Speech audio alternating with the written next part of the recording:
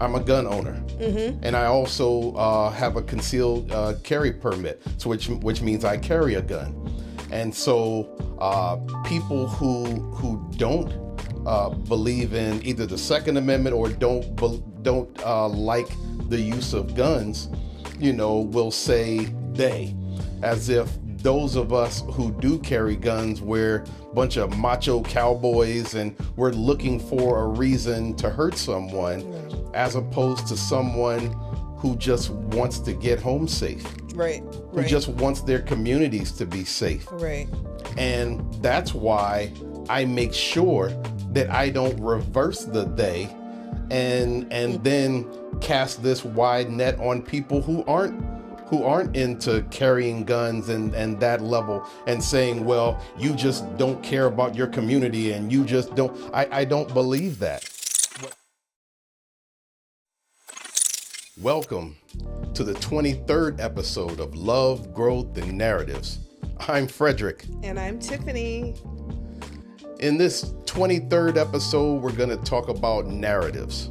And one of the narratives that Tiffany and I discuss fairly often, we don't totally agree on it. We agree that it is an issue, but it's the fallacy of they. I mean, how many times have you heard or have you used it yourself? They're out to get me.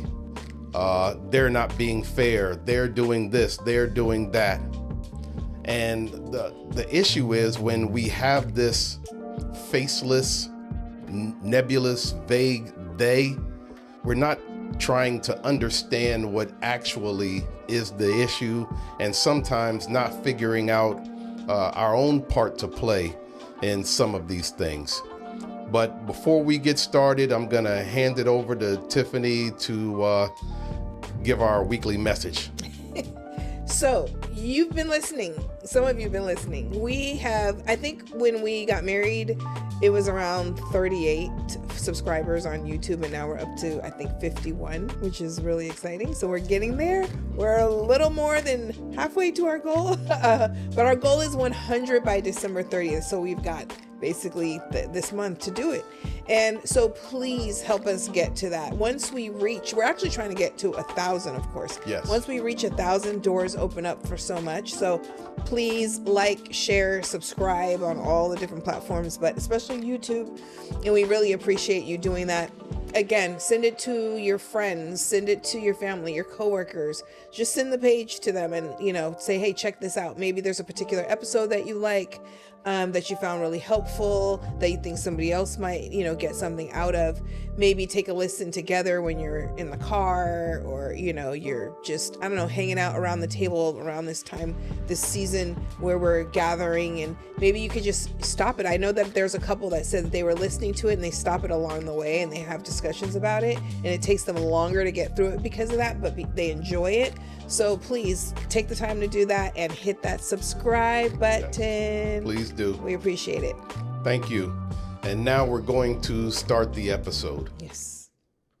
So getting into the whole situation of they, Yeah. when I think about it, it's an overgeneralization.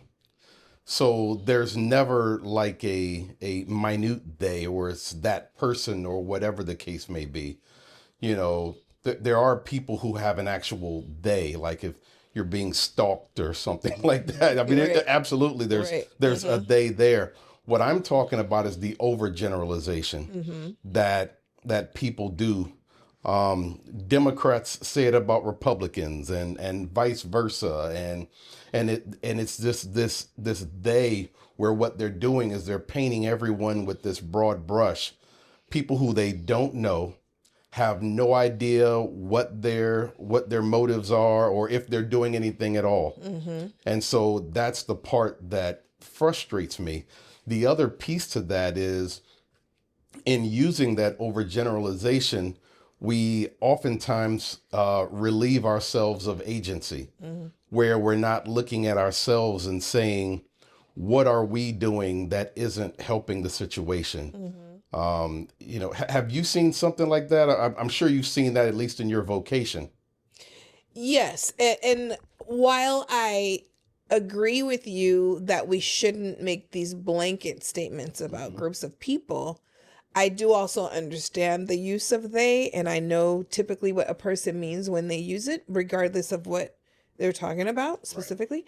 But I will say, like, for example, when people talk about teachers, a lot of times teachers are getting blamed for students who are passed on, who don't know, what they need to know to go to the next grade, or just what they need to know, period. In that instance, I'm going to say that saying they, the teachers, them, it's kind of false in that particular instance because we do not control, at least not not where I work. We do not control if a student is going to move on or not. We don't.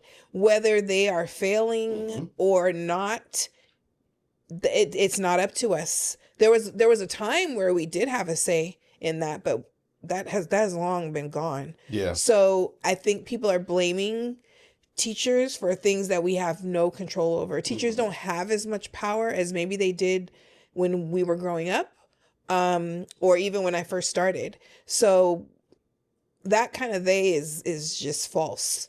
But in general, also about the education and molding young minds, what about that?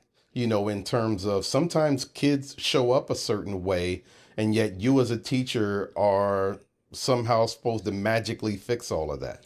Right. I mean, people forget that kids have lived before walking into the classroom, and that they live when they leave the classroom. And so what they walk in to the school with for the very first time makes a huge difference in how they're going to perform. What happens at home each day. Of course, school makes a difference too. I'm not saying that, there's no impact there, but I believe the huger impact is what's happening at home. Yes. And sometimes when we have these conversations, then it becomes a they, right? Yes. Now we're theying the parents and the parents are theying us. Yes. But honestly, I think enough conversation is not going on. And when I say they are not having this conversation, I mean society is not having the conversation enough about what happens before they even step into school and how that impacts what you can do at school. Yes. And I know that there's a whole they going on for the extremists who think that we're indoctrinating kids and doing all of these wild things at school, as if we have the time to do all of this. I mean, I would say that teachers are wanting to teach the truth, and teachers are wanting to teach factual history, and there's a they that's against that. Sorry, Yeah. And so then we get teacher. I'm not saying there's not teachers out there who are saying things that they shouldn't in their classroom. Yes. And are not trying to push ideas that they shouldn't try to push.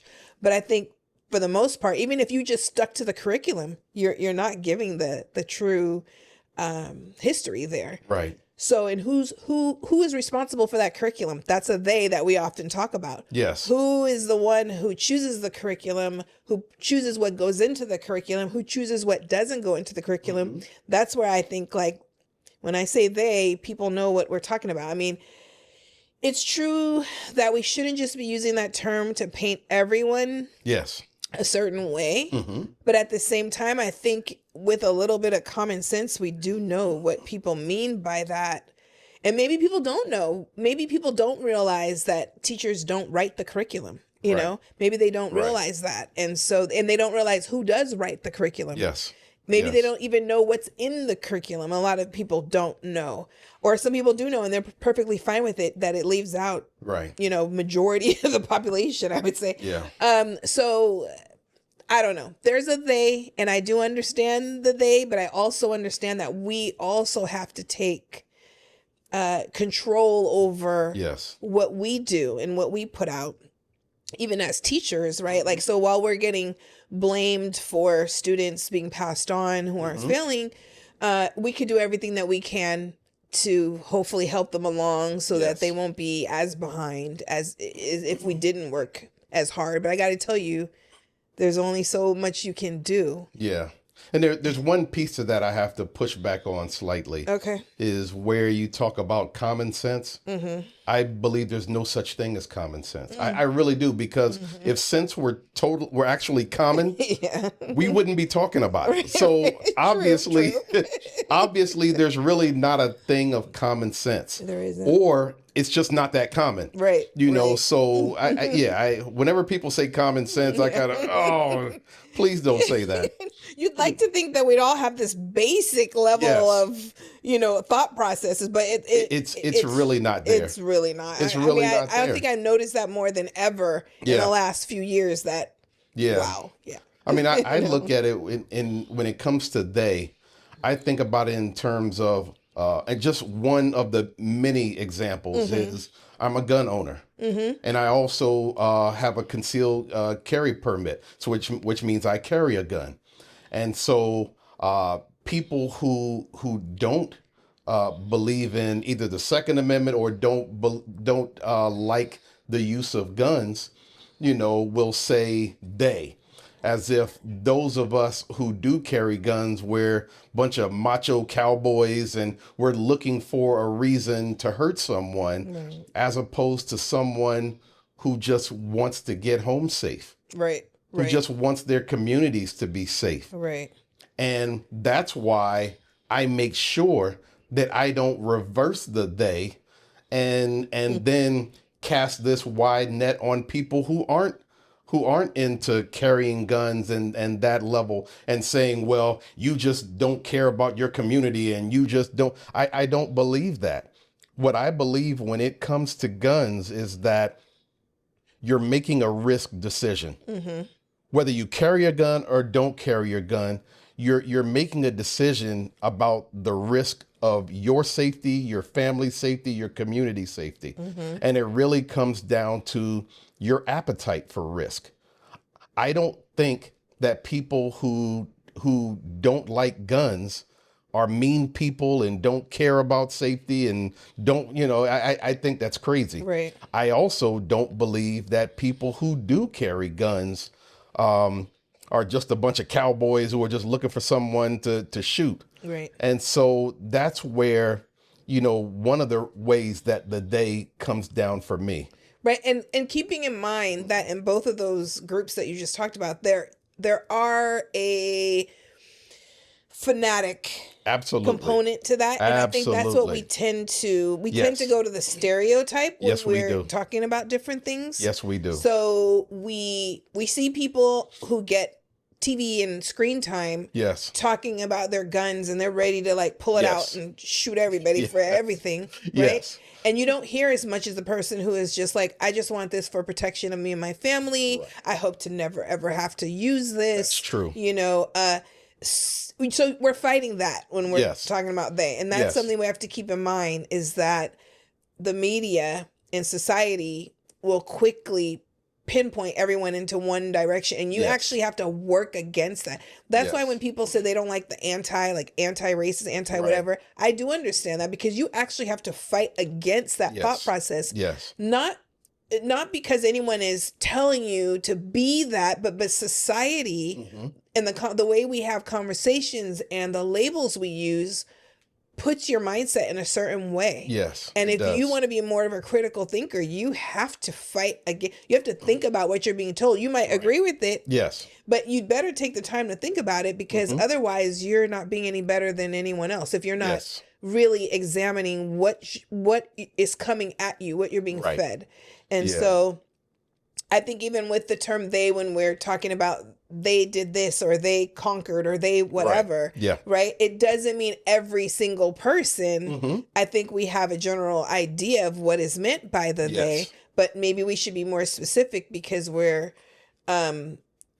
we are just lumping everyone together and it's causing more, I guess, division. And I think we do need to be more specific, because especially the way it's landing with younger people, the way it's landing a lot of times with younger people is that blanket they. And that's in all directions. This is not talking about one particular. Right. But what I ask is that everyone who agrees with us that they can be overused and overgeneralized, Right. also think about in terms of if you use it. We don't like when other people use it towards us, but then sometimes we're okay using it towards others.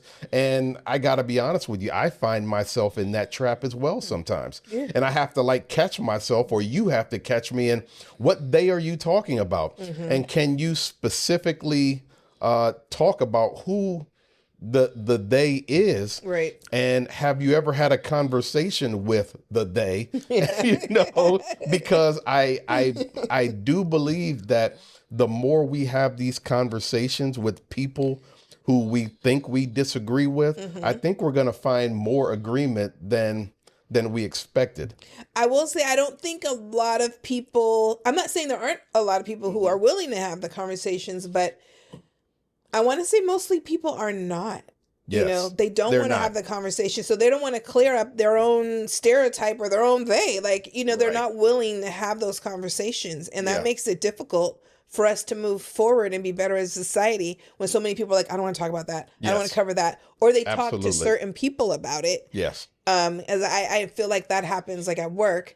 You know, certain people will hear certain things and other people they wouldn't dare say it to. And it's like, Right. if you feel that way, say it. Say it Yes. to the person that, you know, really needs to hear it. You know what I Yes. mean? Don't just say it to the person who's going to agree with you. Right. But people are just uncomfortable having uncomfortable conversations. And so this is what we... Yeah.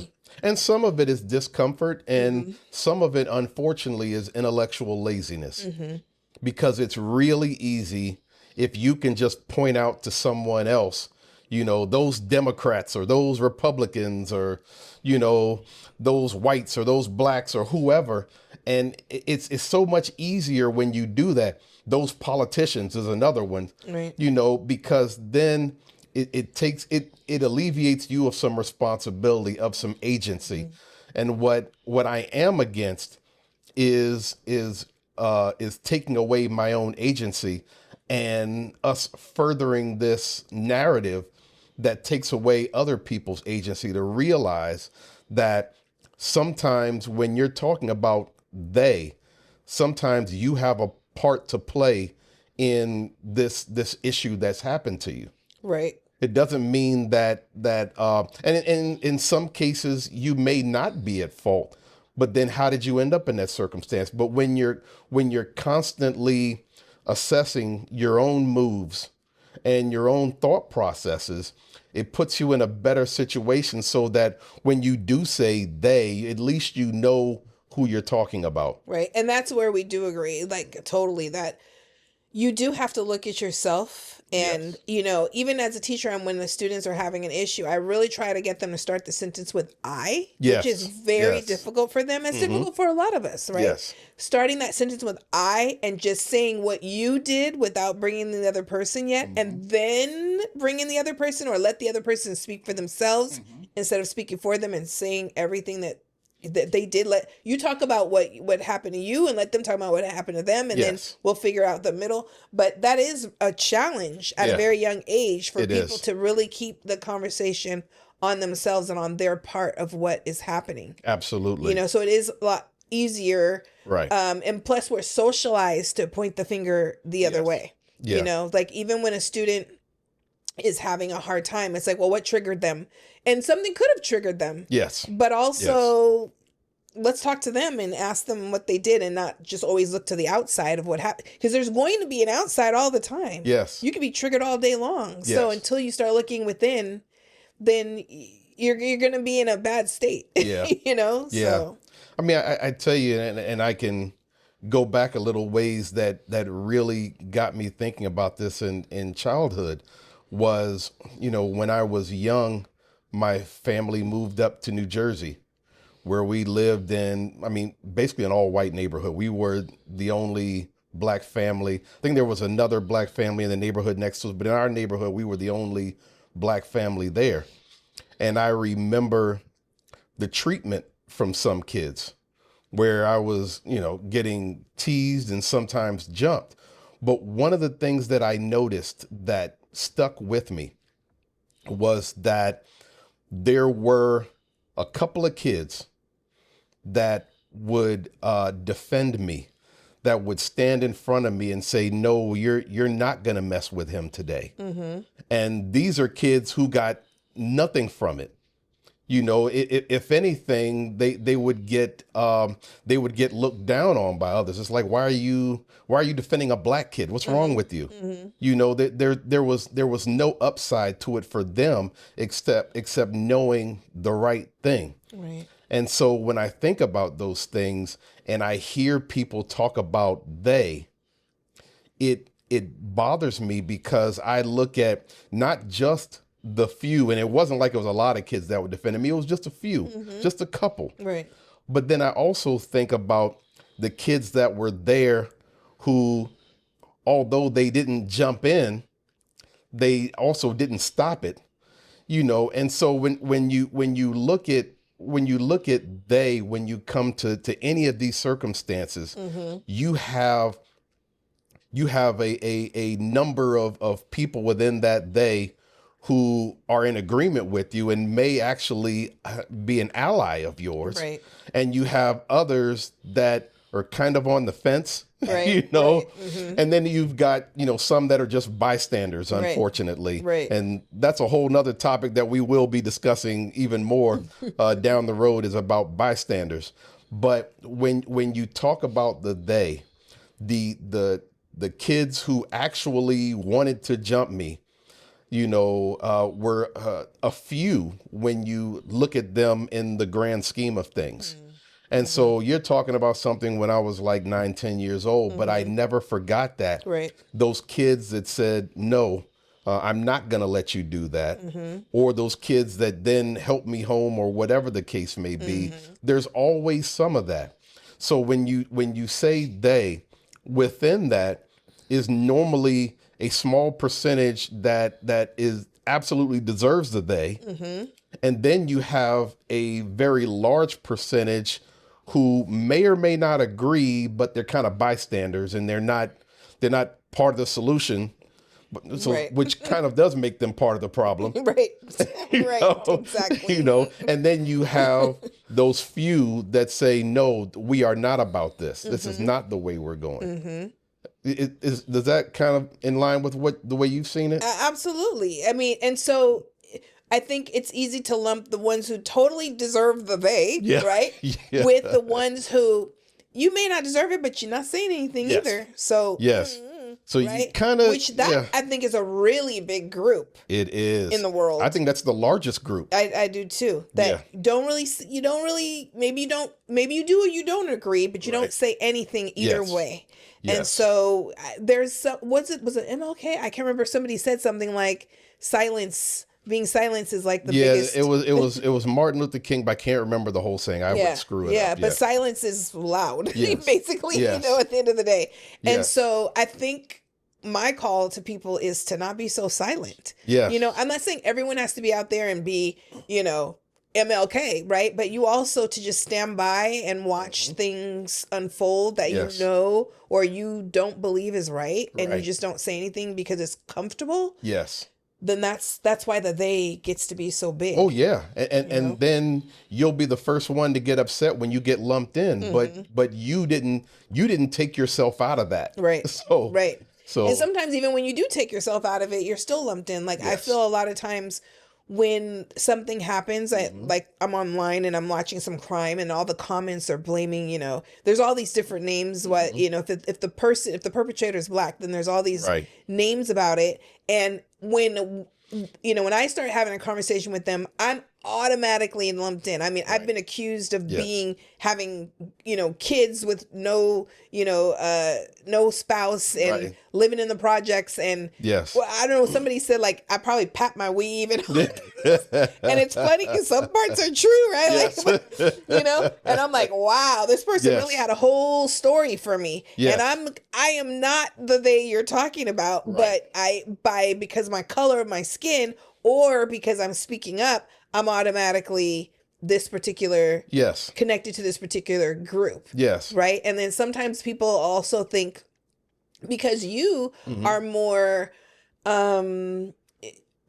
you're more cognizant of whatever it is that's going on, you really think about it before you make a decision. Right. Then people assume, like I've had people say, like, he's a Republican, right? And I'm like, no, not even Republicans, but no, my husband's not a Republican. But people are quick to think that Yes. because, so there's just idea that if we show up this particular way, we are automatically in this pocket Yes. without actually getting to know the person. And you can't get to know everyone, right? Like Yes. you're going to make some assumptions about people, but when Yes. you do know when you are able to take the time to Yes. find out and not lump us all together in the they. Yeah. And I've unfortunately gotten lumped in they by sometimes even with black folks because I talk a certain way. Yeah. Oh, and let me interrupt. Uh-huh. You're also not a Democrat. So No, I'm not.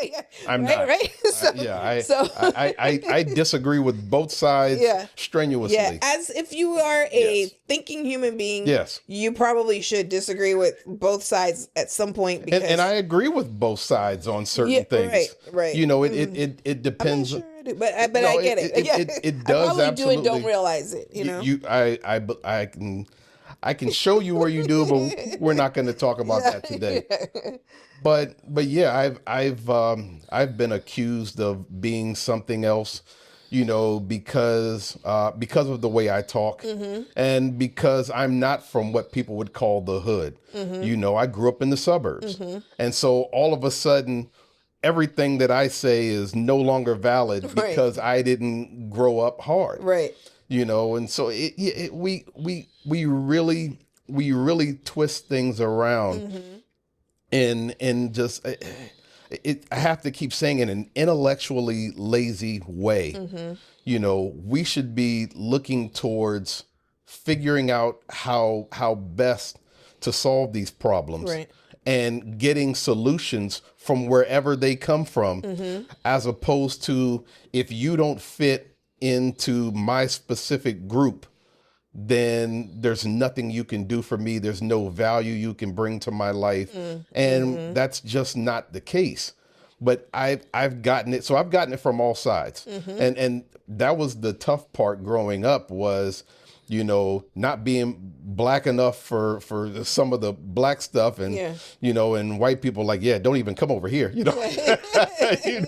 and even when I was in the Army, I was in intelligence and in intelligence, at least, back in the 80s and 90s, there weren't a whole lot of black folks there. And so stuff would happen and all of a sudden I'm part of the they.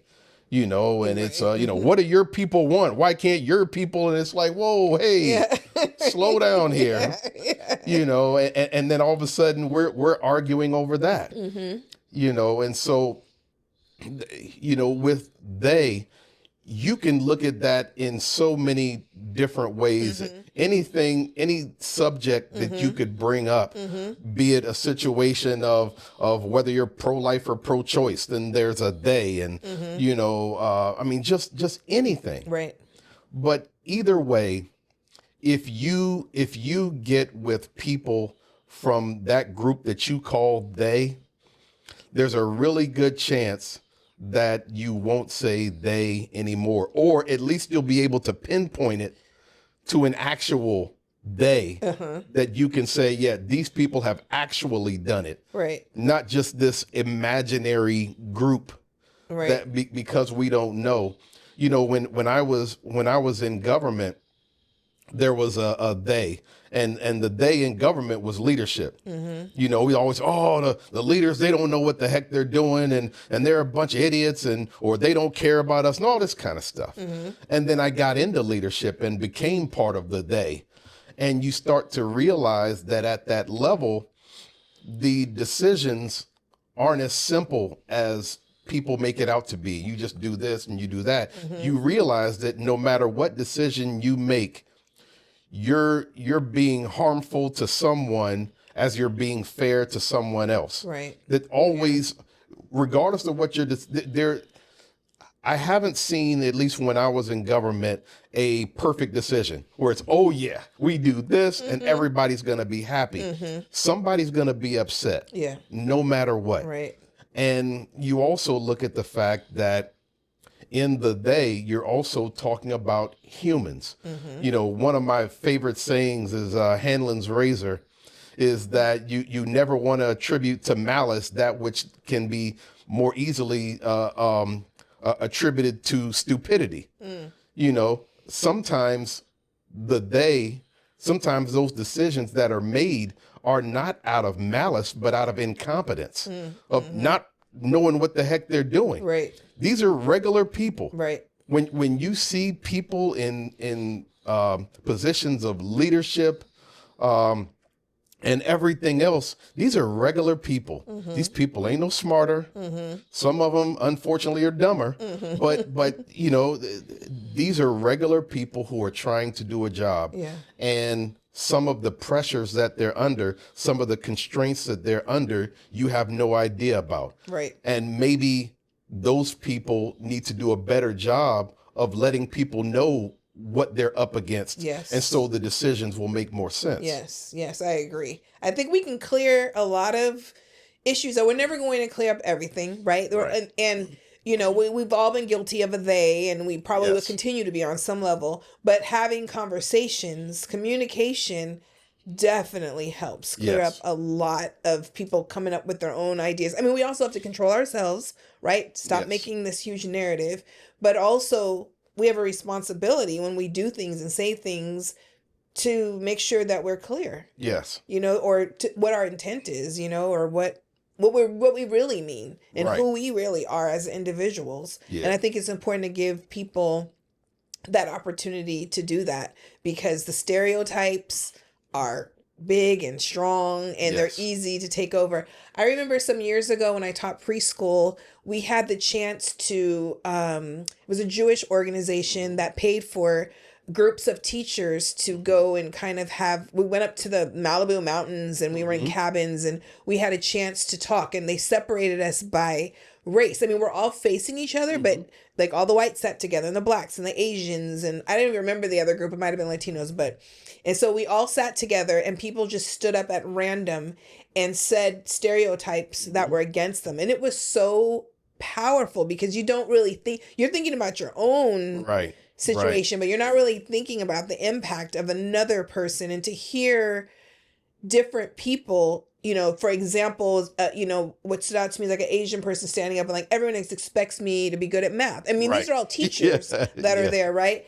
And so it was like, a lot of people do expect that, right? Yes. And so, you know, it just the seriousness and the look on her face, was a female that said that, and I was like, wow, like this is something that really bothers her, and she's an educator, you know, Yes. and so imagine a child growing up in that, you know, Especially if you're not good at math. right? And if you're not good at math, you're really in trouble, and then it's like, what happened to you? You know what I mean? And so, it is very important to have those conversations. That was like one of the most powerful things. I wonder if that is still around, but it was just absolutely fantastic. We spent a weekend together, and just people were crying and getting things out. It was very powerful. Yeah. And I'm not saying everyone has to have those moments around the dinner table, but I think to never have those moments, I don't know, to never be able to do that work with your friends and Right. family, people that you spend the most time with, I Yeah. think is probably detrimental. Your kids, Yeah.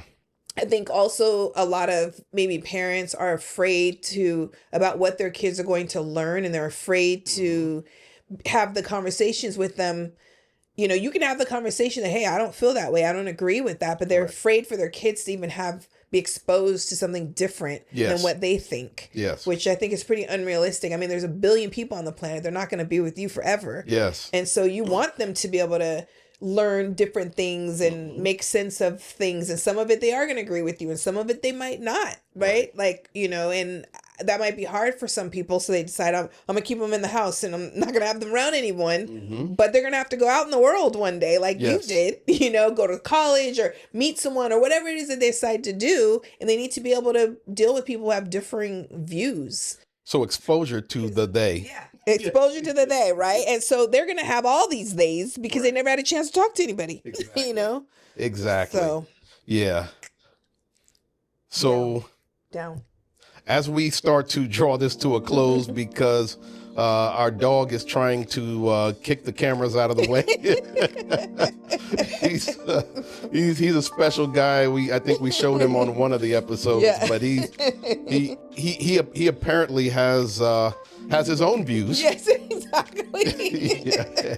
And, maybe we'll have to let him voice that one day. Yeah. But, Yeah.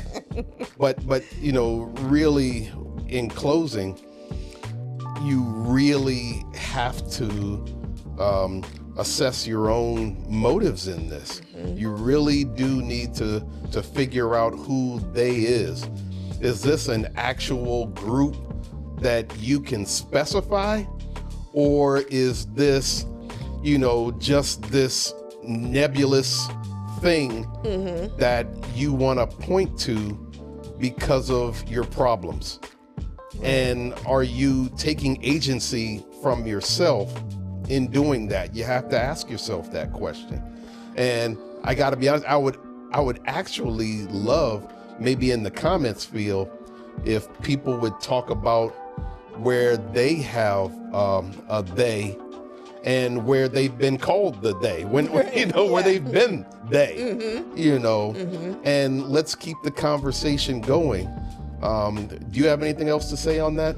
I don't. I just want people to talk to each other and be able to have some tough conversations without it being aggressive. Yes. I think that the world will be a whole better place if we do that. Yes. And just be realistic about what you're, and I think also in those theys, I think some people hold a certain they to a different standard than they do another they. Absolutely. And I think that's something I want people Absolutely. to check as well. Yeah. So let's make sure that we're constantly checking these things. And if you get nothing else from all of our episodes, it's really about turning inward before you start to turn outward. Start looking at yourself, making sure that you're doing what you're supposed to be doing before you start, throwing arrows at others. Yes. Really start looking at yourself, and sometimes go out and have a conversation with that group that you think is so much against you, and see if there's any truth there. I mean, there's probably going to be on the fringes. You'll probably find some truth, but in the middle, you probably will find allies. You'll probably find people who agree, and that's really how we grow and take some of this divisiveness out of it. But before we close, or as we close, do you want to do a little bit more business? I do. Please subscribe. Share this with friends. You can disagree with us. You can have this conversation with other people who might disagree. The point is to get conversation going. And we're not saying that we're experts on this or that we're not guilty of what we're saying, hey, we shouldn't do. The whole point is to be growing and changing and reshaping yourself and being a critical thinker. But please share this page, share this website with everyone that you can, whether it's on Spotify, YouTube, Apple Podcasts. We appreciate your support. And leave us a message, leave us a little message. We love those messages. And if there's somebody who wants to be on the show to talk about something, please reach out to us. We would love to have another person here, have another voice come in.